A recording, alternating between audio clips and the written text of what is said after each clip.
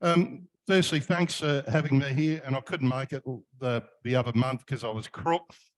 I'm still getting over a little bit of bronchitis, courtesy of one of my grandkids, but I'm actually really privileged to be here at AREG tonight, particularly for your AGM, and congratulations as well on your anniversary. I've worked your special event call sign a couple of times, and I just wanted to talk tonight a little bit about Treebridge Island and this magnificent DXpedition that myself and Maria and a few other people, a couple of the guys that are here tonight went on. Nothing like Bouvet Island, but nevertheless, we had an enormous amount of fun. How do I get it over, fellas, with the mouse? Left click.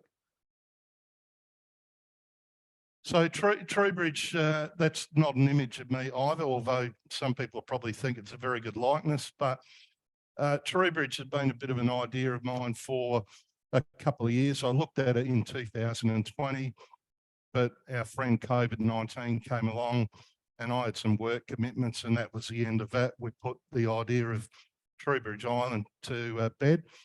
But in early September 2022, I sort of revisited the idea about going there, and I started making a few phone calls and sending out emails to people that I knew. I wanted a bit of a cohesive group of people, so people that I knew, if we went away for 3 nights, we'd get along well with and not have any arguments or whatever, have a bit of fun.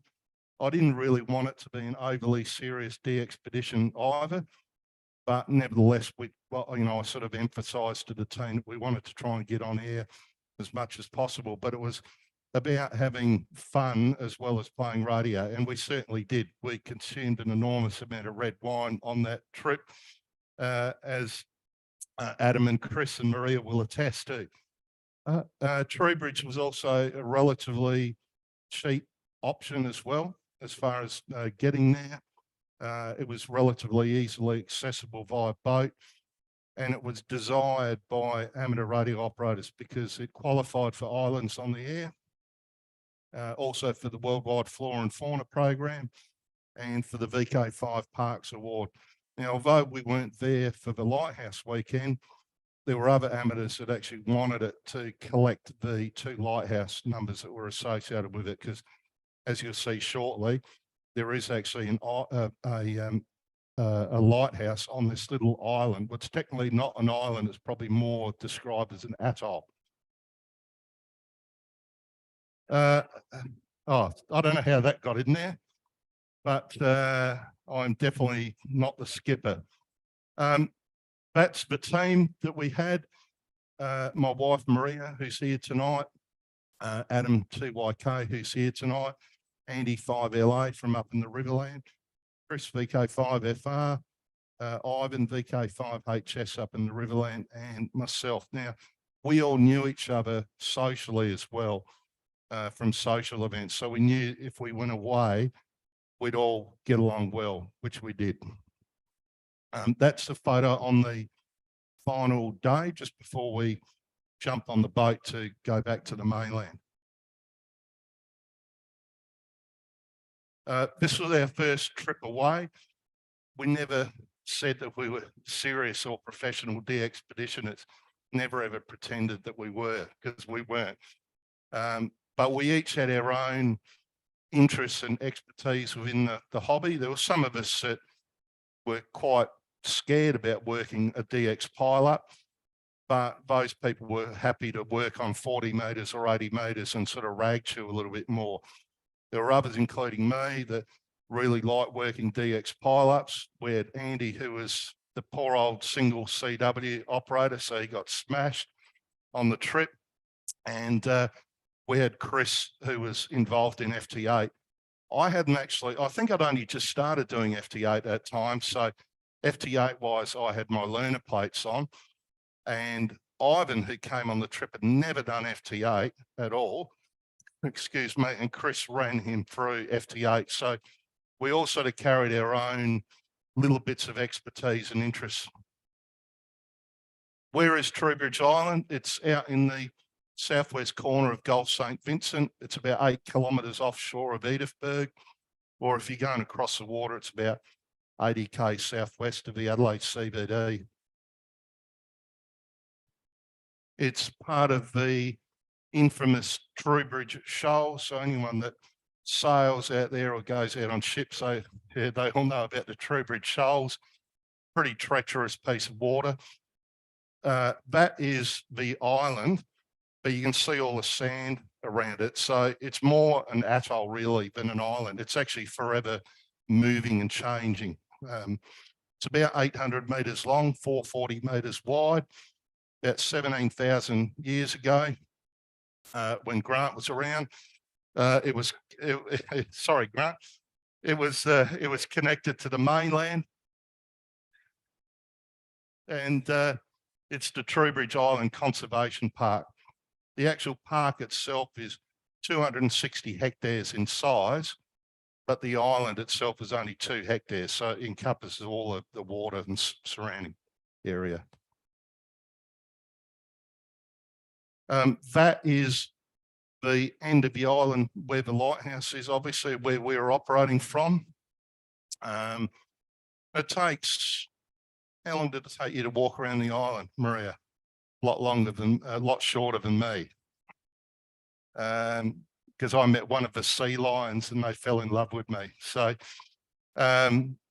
probably 45 minutes, less than that, to walk around the entire atoll or island.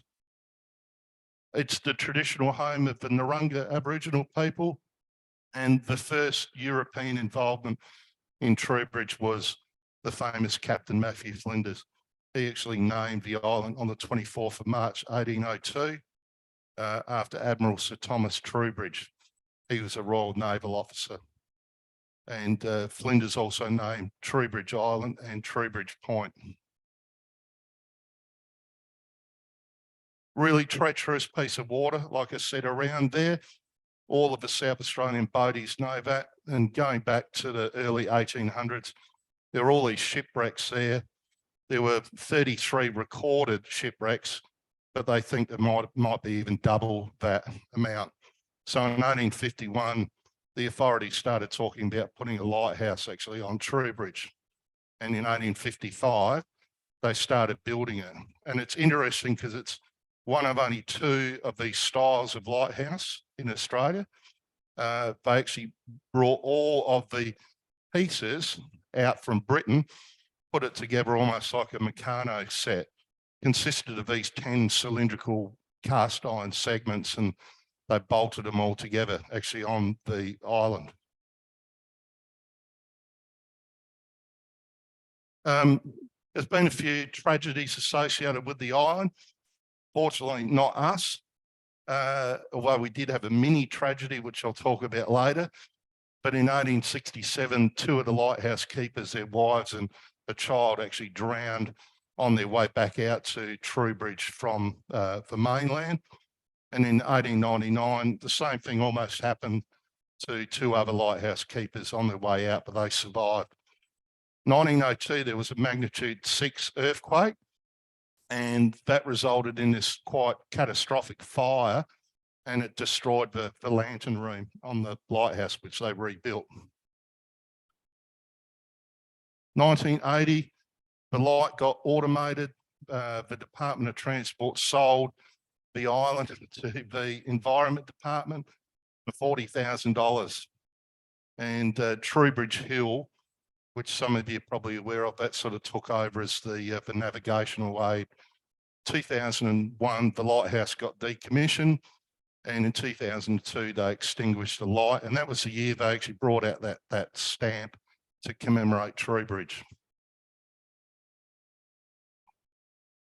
It's been declared an important bird area by BirdLife International, and as we know from being on the island, I kid you not, 24/7, all you hear is birds. You'd agree with that?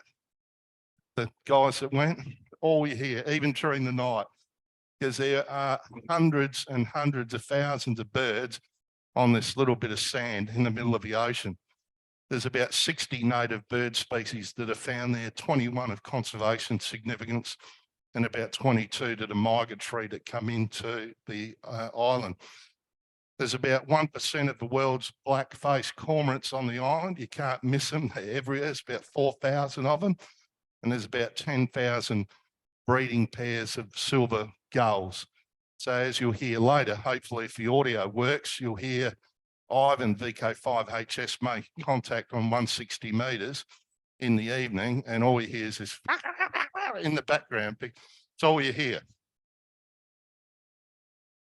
That is not a photo of me, although as we arrived on the island, Ivan and myself were the first ones there. Sure enough, we see Sammy the sea lion. So Ivan, being a smart ass, said, "Simo, you're on the island already."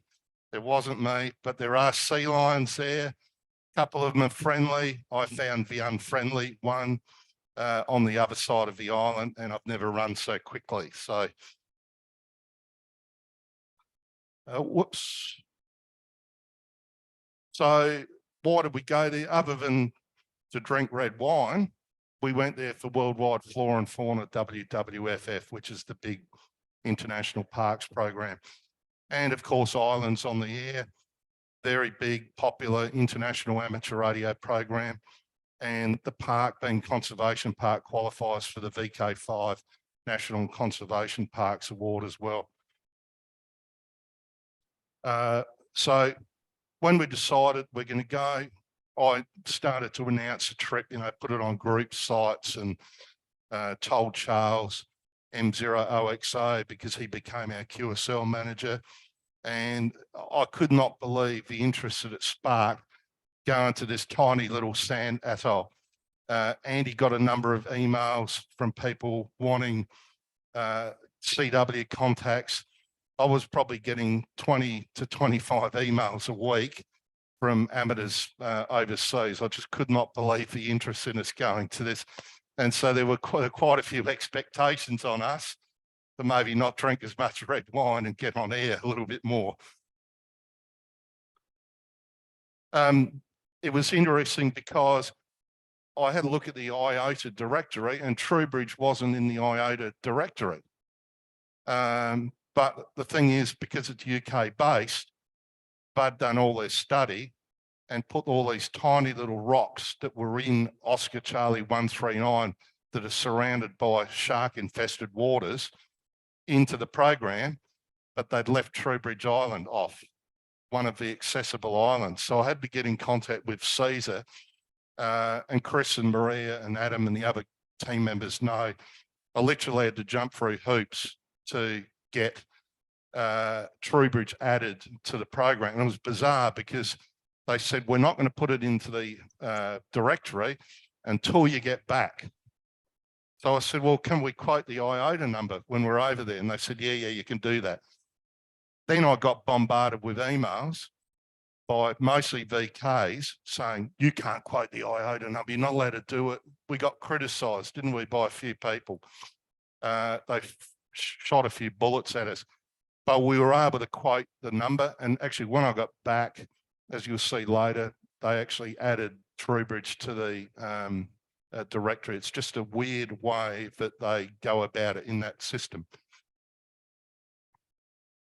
So we went into the planning phase, and this is where I absolutely take my hat off to people that go and do these really serious DXpeditions like Bouvet. And I see amateurs whinging and bitching and complaining on the cluster. Why aren't you on this band? Why can't you do CW? They have no idea of the amount of money and effort that would go into those really big DXpeditions, because this was only a tiny little thing, and yet we still had to do quite a bit of planning. We didn't just want to rock up to Trowbridge and then go, shit, we didn't bring this or we didn't bring that. We haven't catered for this or catered for that. So we had to, firstly, what call sign are we going to use? So we floated around a few call signs and came up with VK5 TIL, VK5 Trowbridge Island Lighthouse. Applied for the call sign, or Chris did, because as a standard operator, I wasn't able to apply for that call sign. We had to talk about what equipment to take, radios, antennas, Are we going to cause interference to each other? Grant was kind enough to loan us some band pass filters here from AREG. Where do we operate from? Because no one had been out there to Trowbridge from an amateur radio point of view, as far as we know. So we looked at aerial photos, asked for floor plans of cottages, so that I'm from a 40-year policing background. Chris is from a military background, so is Adam. So we were quite militant in our planning, I guess, compared to the others on the team. We wanted to know exactly what it was that we're going to use, when we're going to use it, what we're going to bring. So what bands we're going to operate on, what modes. We had all these requests for CW and a lot of requests from the Americans, because the Americans in their band plan can only operate above certain frequencies. So we had to be cognizant of that on the trip as well. The weight limit was quite a funny thing, because all the smarties on the team said, well, we'll leave you home and there's 120 kilos of extra gear that we can take, or you take your own boat out there. So we had a 700 kilo limit, but the organisers said, look, we'll be able to cater for you, don't worry about it. If we have to do 2 trips, we'll do it. We had to work out what was provided on the island, like linen pillows, all that. What power do we use out there? Are we going to handle QSLing ourselves? We're going to end up with only 200 QSOs or a couple of thousand like we did. We don't want to write out QSL cards. Let's get Charles to do our QSLing. We had to set up EQSL accounts and logbook of the world accounts. Food, the important thing, how much alcohol we're going to bring. Logging was the big thing as well. Some of us used electronic logs at home and others had never used electronic logging. So we decided, well, let's not make it difficult and let's just log in our own fashion. You know, if somebody wants to use electronic and the other person wants to use paper, let's do it. That's something I'll talk about later, which if I went on another trip, I wouldn't do that. We had to set up a qrz.com page, a website, and a Facebook page just to promote it. And we had a couple of Skype meetings as well, but regularly spoke with each other on the phone and emails and all that sort of stuff. So even though it was just a small little trip, there was quite a bit of planning that went into it. And again, that's why I absolutely take off my hat to these people that spend hundreds of thousands of dollars and go away on these DXpeditions and put in an enormous amount of time just to give us an extra DXCC entity. The cost, it was pretty good. You can compare it to something like Bouvet Island, it was about $3,000 or 3 nights accommodation and the boat trip. So that worked out to about $429 per person, plus food and alcohol, etc. So it was quite a cheap trip, really, in the scheme of things. And we got there through Mark and Lois, who we cannot speak highly enough about. If you ever go out to Trowbridge, this is the only way you can really get there, except if you go out on your own boat. But they run Trowbridge Island Escape and a fishing charter service there, and they were absolutely exceptional, weren't they, troops? So could not help us enough. So we drove over independently to Wall Bay on the York Peninsula, loaded the boat, as you can see there in the top right-hand picture, and then drove down to Edithburgh. Ivan and I jumped in with Mark and Lois in their 4-wheel drive, towing the boat, and they had a courtesy car, so the rest of the team followed us down. So we launched the boat at Edithburgh, and it's about a 15-minute trip. Now, because of all the gear we had, myself and Ivan went over first. They offloaded us, and then Mark and Lois went back and picked up the rest of the team. And that's arriving on the island. That's the view that Ivan and I had of Trowbridge as we arrived there. It was absolutely glorious weather and beautiful sunny day. It's very, very shallow water from, you can see that tide point there. So they moor the boat he goes and gets a tractor and a trailer, and they come out, load your gear and take you onto the island. This was Ivan and myself, our first job. There was that much bird poo on these solar panels. It was just, you couldn't see the solar panels, just covered in bird poo. So that was our first job when we arrived, while we were waiting for the rest of the crew to arrive on the island.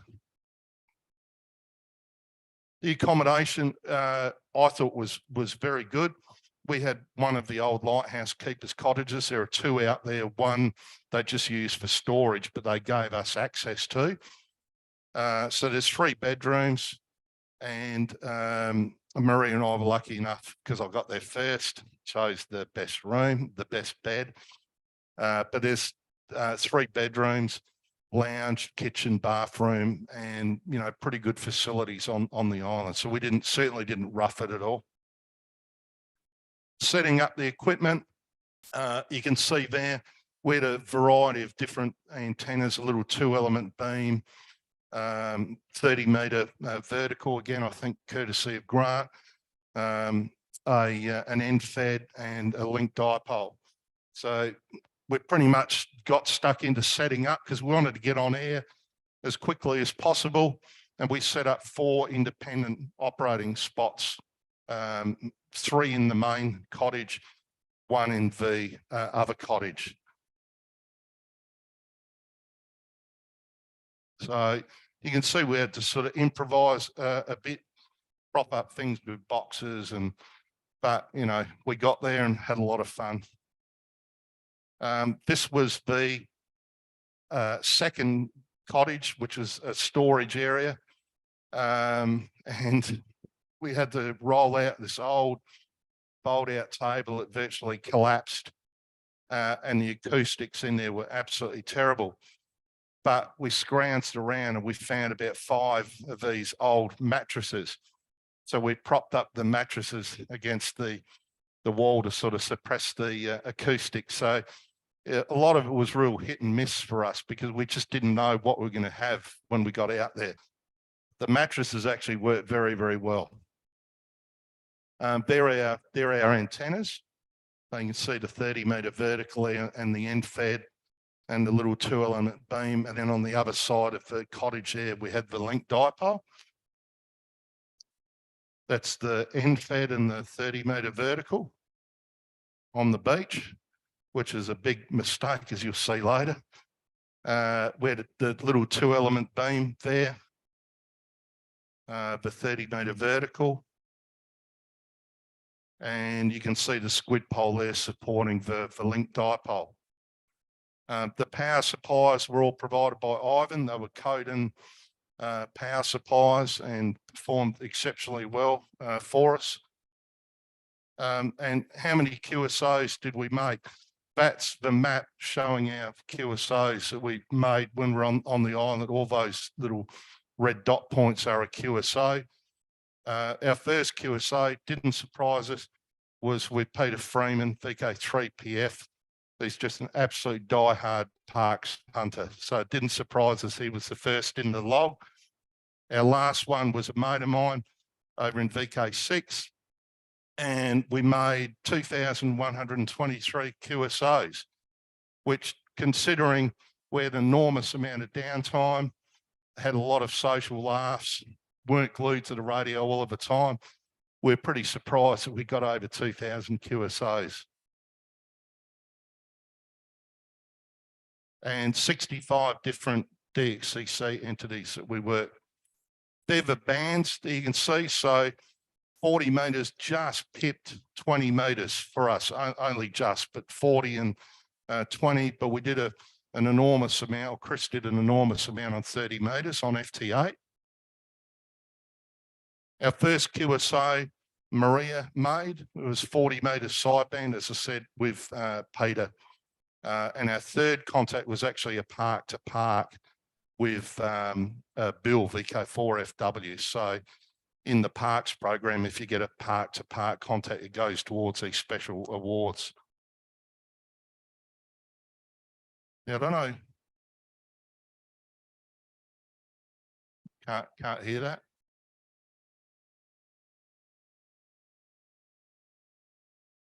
That's right. I'll go past that. I'll come back to if I get time. That was our first QSO that Maria made. And poor old Maria, no pressure at all. You know, we've set up this flimsy antenna because we're still setting up all the other stuff.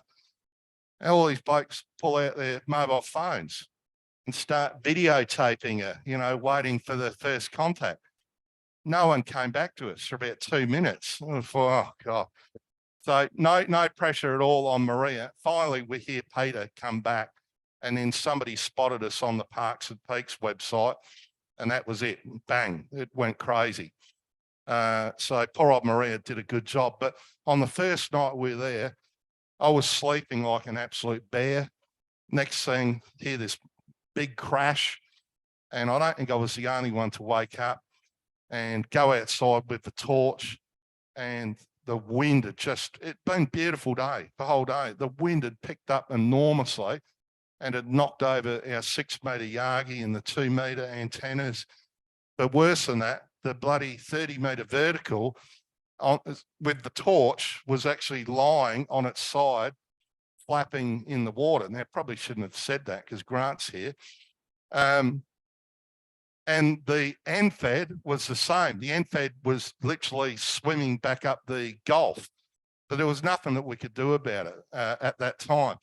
So went back to bed, but the next morning, of course, we had to try and salvage all of these antennas, which we did. We didn't realise the tide would actually come in as fast and as high as it did. They're the modes that we worked. So a little bit of CW, as you can see. FT8 sort of just pipped sideband.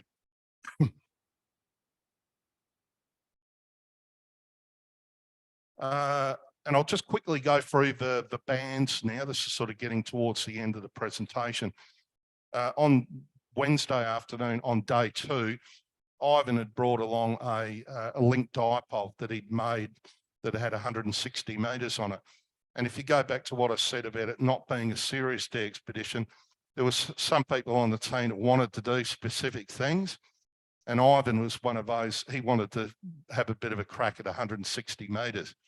So we set up this 160 metre antenna. We ran the legs sort of skew whiff down these sandy paths in between the scrub.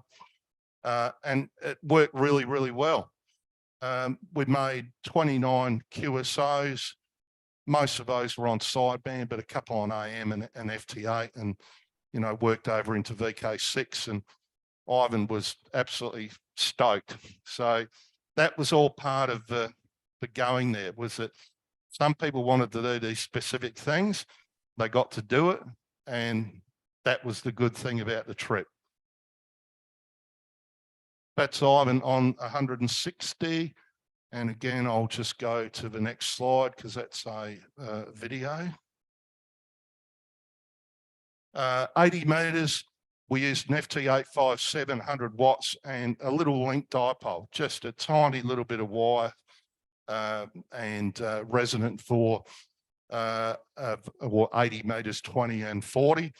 Only 7 metres at the apex, up on a 7 metre telescopic squid pole. And again, didn't think about the tide. When the tide came in, even during the evening, we were on 80 metres, half of the antenna was underwater, seriously underwater, wasn't it? And yet the antenna still worked. We were getting 5 and 9+ signals from all around Australia on that little bit of wire with half of the antenna underwater with the fish.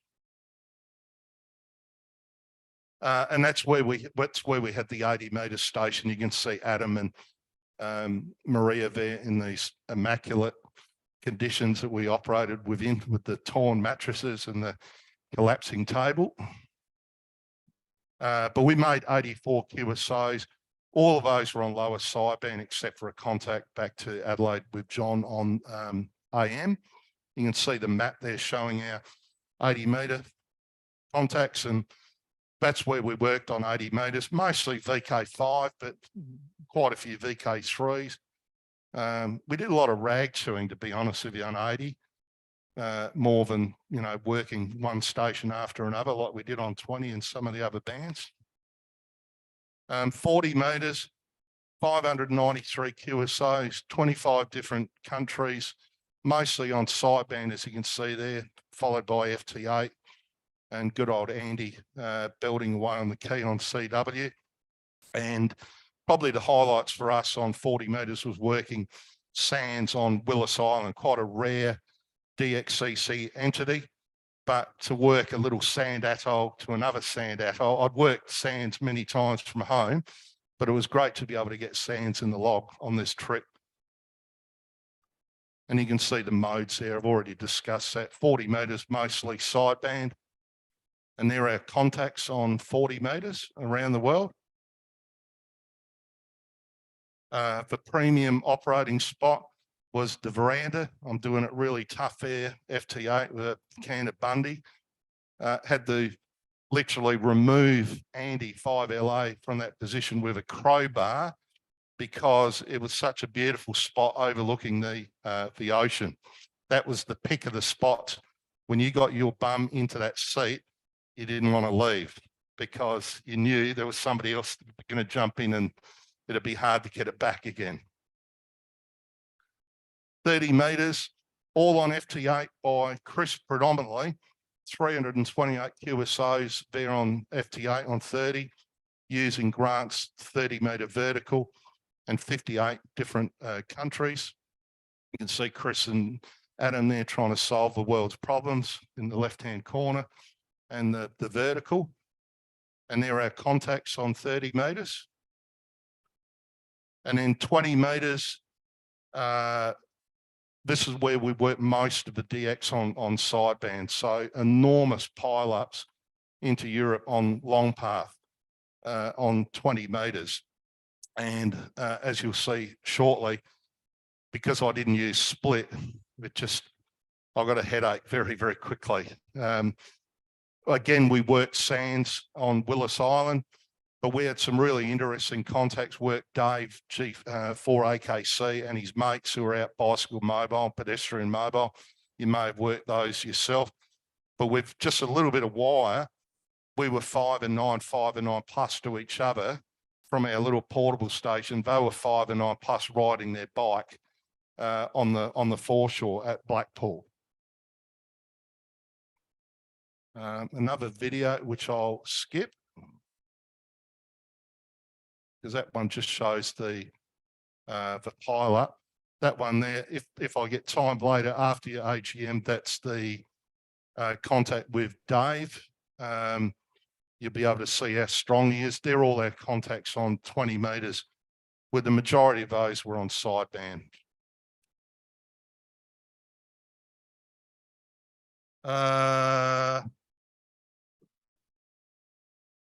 I'm not sure, because we worked that many different DXCC entities.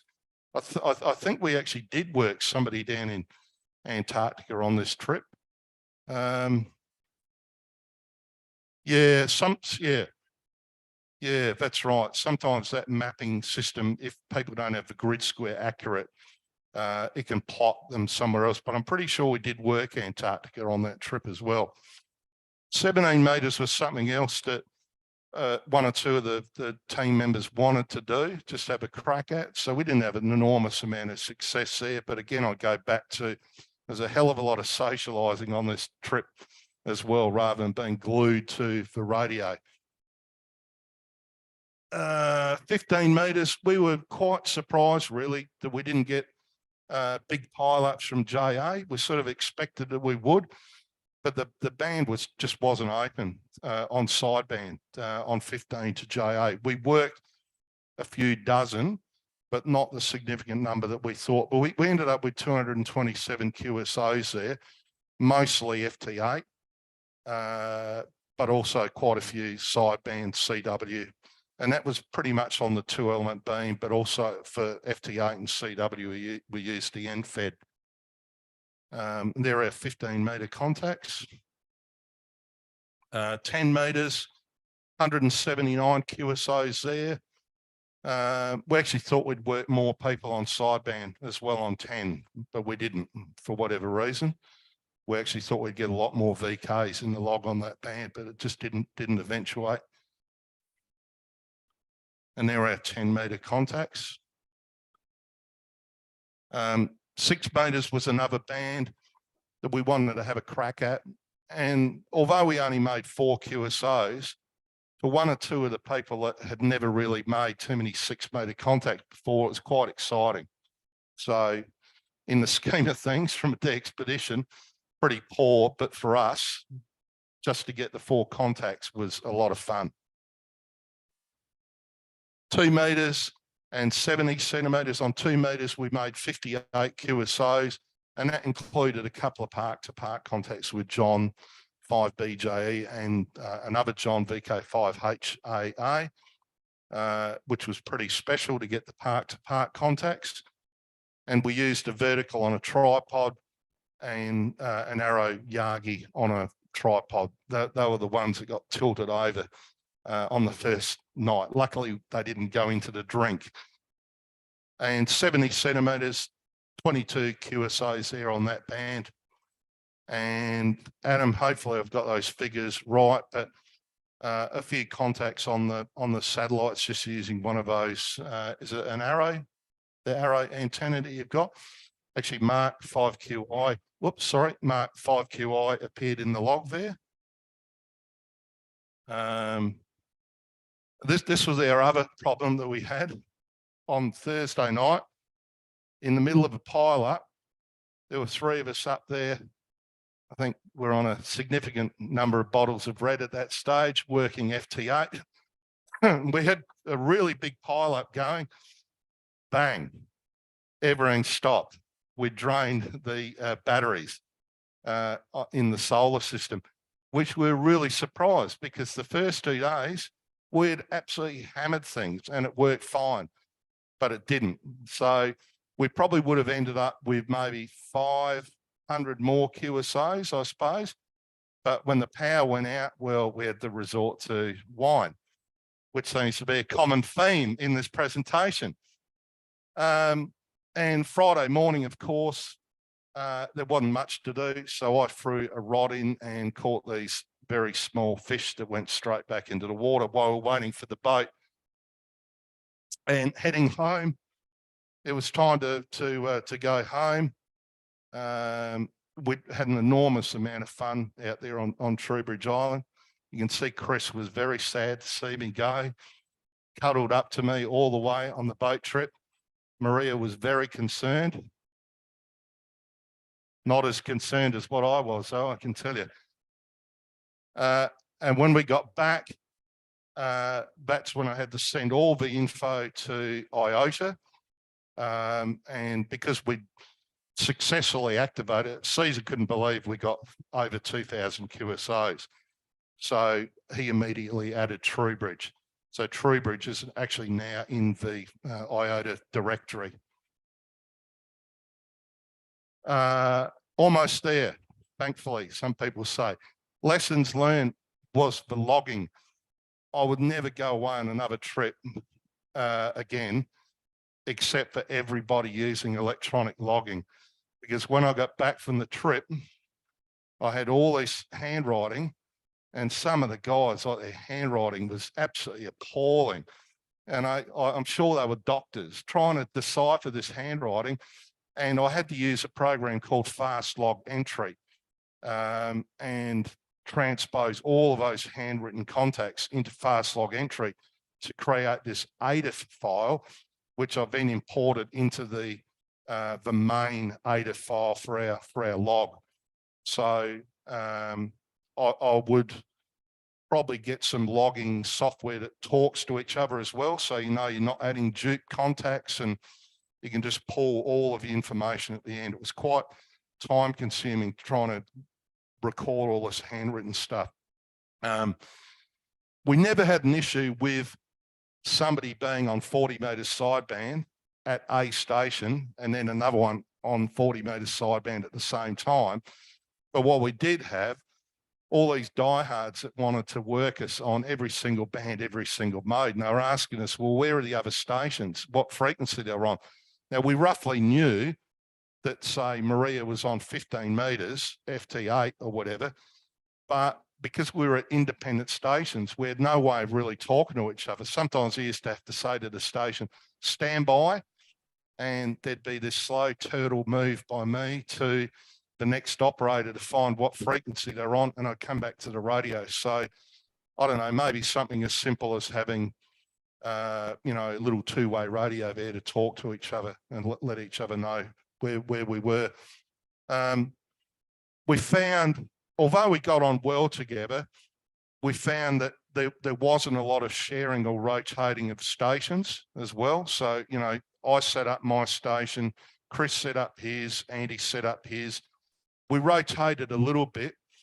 I don't know that I'd get as anal as having a roster system, but I think it's healthy to actually rotate people around between bands and modes. So that was something else that I'd probably do different. I would definitely learn how to put the radio into split. At home, I do on my FTDX 101 MP, no problems. But the little FT857, I had no idea. And what you won't see is in that video, we had 100 stations from Europe coming back to us at the same time on the one free. It's just, it's terrible. If you've ever had to manage that sort of a pile up and not working split, it's terrible. So that was a big mistake that we made, not working split. We probably diversified a little bit as well. We wanted to dabble in a little bit of everything. I think the next trip we'd probably limit bands that we were going to operate on, rather than trying to do a little bit, because we had all these requests. Can you do 2 meters, or can you do 6? And we're looking at better antennas. Already sort of talking about our next trip and what antennas we're going to take.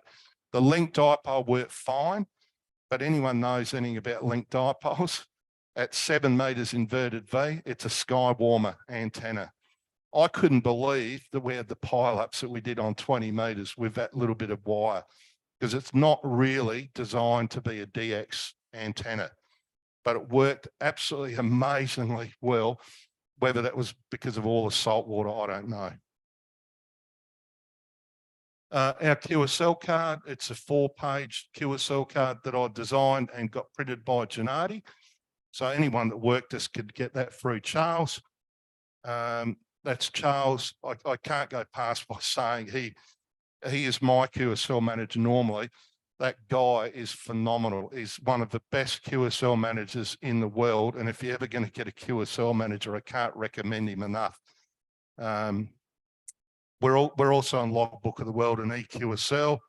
That's our website. I'll give some printouts in the next couple of days to you, Matt, with these addresses.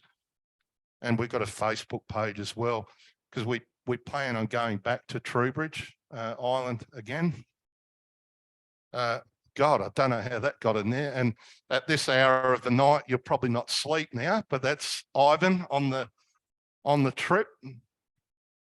And that's the presentation. So I hope you found it interesting. And if you do have any questions, I'm happy to answer them. But again, we didn't pretend to be expert DXpeditioners.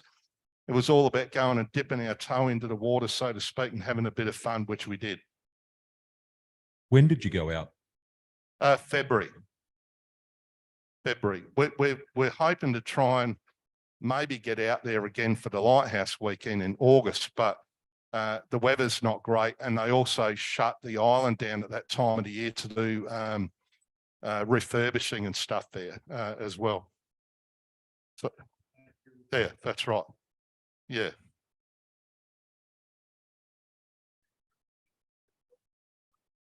Yeah. It's just the novelty is, I mean, the Lighthouse weekend is popular, but worldwide flora and fauna, that program, the minute the Europeans know you're in a park, I mean, they love working VKs anyway, but the minute they know you're in a VKFF reference area, bang, they're all over you. You know, like bees around a honey pot. It's just amazing. Trowbridge Island gets a little bit confusing when you get spotted on a cluster with that, because they think you're on the island and you go, no, OC 001. Yeah.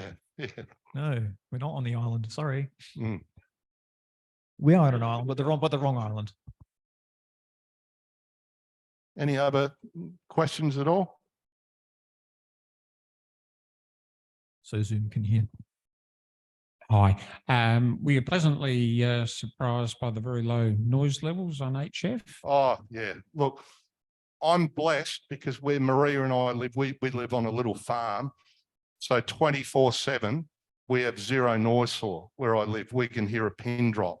But, you know, for me, because I'm the coordinator in Australia for WWFF, the national coordinator. So I've got to promote that program, but I always try and promote that program to get people out and activate parks, because if you've never, ever operated, and I don't know, just a show of hands here, who has never, ever operated, and don't be embarrassed about this, but in a completely zero noise floor environment, ever?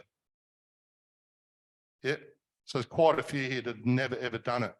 You can hear a pin drop.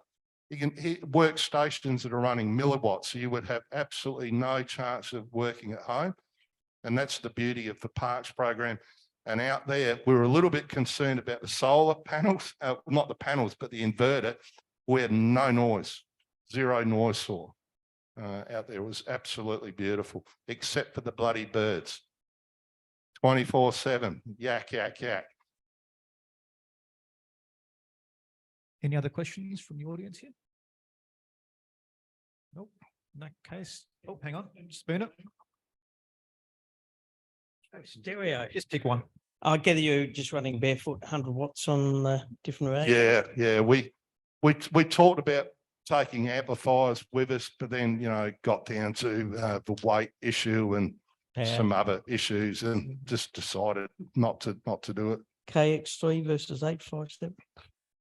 Well, the 857 was the radio that I took. And in all of the park activations I've done, I think in 10 years, I've got nearly, believe it or not, I've got nearly 50,000 QSOs that I've made just from parks with that FT857. So for me, I think it's an absolutely fantastic radio. But Chris brought along the KX3, and beautiful transceiver, worked exceptionally well as well. But yeah, I love the little 857. Thanks. Paul, PK5 BJ, John, hear me okay? No, Or- you're broken up. Having some internet connections here in the hall, internet connection issues here in the hall, it seems. Can you try again, John? Yeah, okay, I won't ask a question. Okay, we're not getting you here in the hall, unfortunately. Sorry, John. Yeah, I've got a question about Anthony CW, is a pretty recent convert to you. What's been interested in his son? And he is breaking up. Okay, no worry. Thanks a lot. I think we received you better on the island than we are now, John. Yeah, I know. Oh, go now. You came across Yeah, the the right. pigeons are paying up tonight. For our No, there you internet go. We connection. can hear you. Okay, Andy and his CW is a fairly recent convert to CW. How did he handle that? I worked him 3 or 4 times CW on 40 metres, but he had a lot of contacts based on your graphs there tonight. Yeah, And yeah. how did he go? Well, I didn't mentor him or anything like that, and I didn't stand there and watch him. But I think he worked really, really well. He had a lot of pressure on him as being the only CW operator there as well. And there were so many people that wanted to work us on CW. But yeah, from all accounts, everything I heard back from Andy, he enjoyed it and did well. Very good. Thank you. Any other questions from Zoom? Yeah, I've got one. What would you do to better the logging next time round? What are you thinking about in that space? Definitely electronic logging. No handwriting, no handwritten logs. So I'm just sort of Googling at the moment our options, because I think there are some logging software that sort of talks to each other. Grant, you might be able to. Well, I'll give you a tip of what we did on the expeditions that I've run. In Tonga in particular, we had a 3-seat station. We ran networked M1MM, which basically meant there was one machine designated as the master. All were connected on Wi-Fi, and everything piled into the one machine. That one machine then actually live linked our log out on the internet. The cool thing with M1MM is you can set up a chat channel between everybody as well. So if there are different desks, different rooms, you can chat amongst yourselves on the keyboard at least to work out where are you. Mm. You can also live see where the other radios are if the cat control's hooked up. So you can have a really integrated electronic logging experience using M1MM. That's the one I've used. I know that Log4OM and a couple of the others, RightLog, are also used by some of the big expeditions. M1MM is kind of the gold standard, and most of the expeditions you'll find use that. Yeah, it was a pretty scary option for some of the team members because they'd never ever used an electronic log. You know, they'd always used pen and paper. But if we did go back, we would definitely do. I'm happy to give a training lesson. Yeah, yeah, Show you how to do it. that's what we'd have to do. Some training sessions before the next trip. Okay, any other questions from the hall? From Zoom? Nope. Yeah, Okay. I've got a quick question. The batteries that you said you flattened out, do you know what capacity they were that you managed to use up? You got any idea, guys? No, we made a bit of a frantic call on the final morning to the Trowbridge Island escape people, and but no, I'm not 100% sure on what the capacity was. They worked beautifully for the first 2 days, and that's why we were really surprised on that final night that everything sort of shut down on us. Yeah, maybe the solar panels had suffered from too much bird poop. Yeah, well, that's a point, Ian, because it was a constant issue, wasn't it, going out and having to squirt down those solar panels because the birds, you know, like I said, there's hundreds of thousands of birds, and they'd sit on these panels and poop away. So that may have been, and we just didn't check the panels. Yeah. Okay. All right, very goodly. Any other questions from the floor or from Zoom? Okay, everybody's gone quiet. So Paul would like to thank you for Good on you, Matt. sharing with your experience with us tonight. No Let's worries. show Paul our Thanks a appreciation. lot. Okay, very goodly. So what we'll do now is we'll jump into the AGM.